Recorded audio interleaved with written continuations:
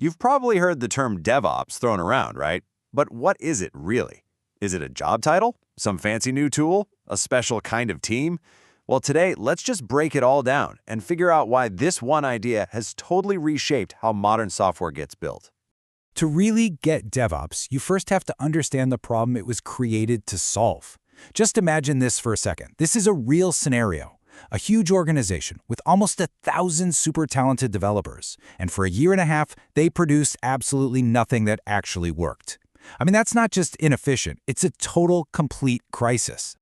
And the root of this crisis, the thing that causes this kind of failure, is something that a lot of people in the tech world call the wall of confusion. It's this fundamental conflict that sits right at the heart of how we've traditionally built and maintained software.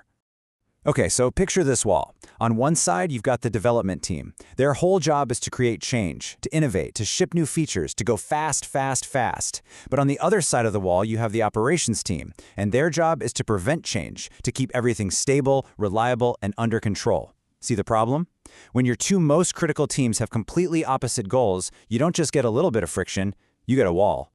Now, a really common mistake, a trap really, is that organizations try to fix this by creating a DevOps team to sit in the middle. But this usually just makes things worse. Instead of tearing down one big wall, you've just built two smaller ones, and that new team in the middle just becomes a bottleneck for everybody else. It completely misses the point of what DevOps is actually trying to do. So, if hiring a new team isn't the answer, then what is?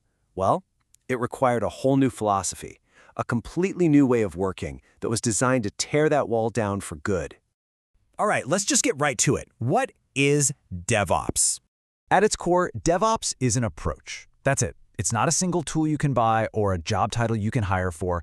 It's a cultural philosophy, and it's designed to do one thing: break down the barriers between people, processes, and technology. And why? The whole goal, the entire point, is to get valuable features into the hands of your customers, not just quickly, but safely and reliably too. And this isn't some brand new trend. The whole movement was sparked way back in 2009. There was this now famous talk about how Flickr was doing over 10 deployments a day, which at the time was just mind-blowing. The term itself got coined later that year, but the ideas really exploded into the mainstream with the book, The Phoenix Project, which cleverly used a fictional story to make all these concepts super easy to understand. Its main lesson? Treat your IT work like a factory and focus on flow and getting rid of bottlenecks. So, how do you actually do DevOps? It's not just a vague idea. The whole approach is built on three really solid foundational pillars. Let's break them down. Those three pillars are culture, that's all about how people work together; process, which is how the work actually gets done; and automation, the tools that make it all happen faster. Now, it is absolutely crucial to understand that they build on each other in that order. You can't just buy a tool and expect it to fix a broken culture. It just doesn't work that way. Okay, let's start with the first pillar, culture. And honestly, this is the bedrock. This is the most important part. It's all about shifting from a culture of blame, the classic finger pointing, to one of shared responsibility. Instead of developers just throwing their code over the wall for operations to deal with, it means everybody shares ownership of how that code actually runs in the real world. It's about creating a safe space to experiment. And when things go wrong, and they always will, the focus is on learning from the mistake, not finding someone to blame. All right, so once you have that culture, you can build on it with the next pillar, process. DevOps borrows a really powerful idea from lean manufacturing, and that is to relentlessly eliminate waste. Now, in software, waste isn't scrap metal. It's stuff like manual handoffs between teams, or long wait times for approvals, or fixing bugs that should have been caught way earlier. The goal is to map out every single step from a tiny idea all the way to a running feature, and then just make that path as smooth and as fast as you possibly can.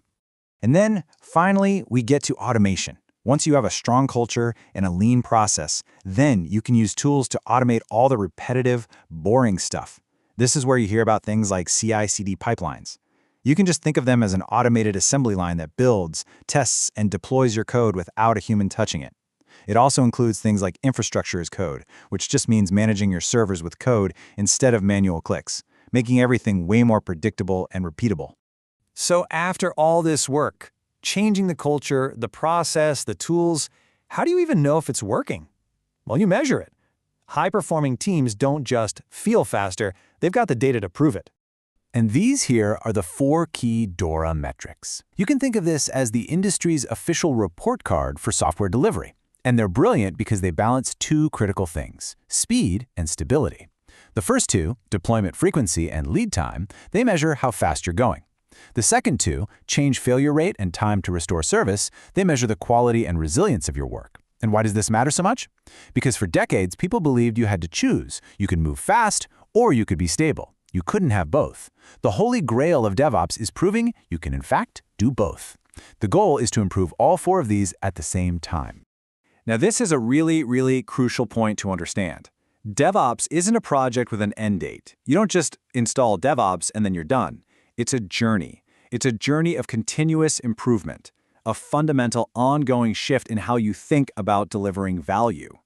And this quote, this just hits the nail on the head. The goal is not to create a new silo called the DevOps team. The real goal is to make DevOps part of everyone's job. It's a shared mindset, a set of practices that unites everybody, from product managers to engineers, all around that one single goal of delivering amazing software. So as we wrap this up, I want to leave you with this question. Think about your own job, your own organization. What's the biggest wall of confusion that you face every day? And now, based on everything we've talked about, what's one small step, just one tiny thing, that you could do to start chipping away at it?